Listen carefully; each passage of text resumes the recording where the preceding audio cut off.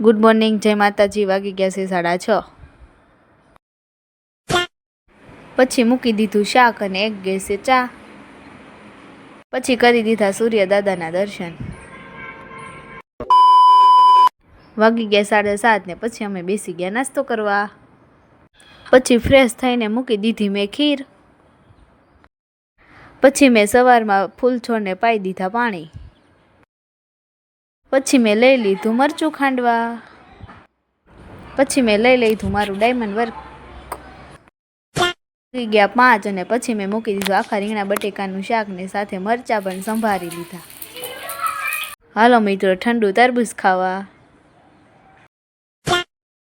વાગી ગયા 6 અને અમિત નીકળી ગયા ઓફિસ તરફ.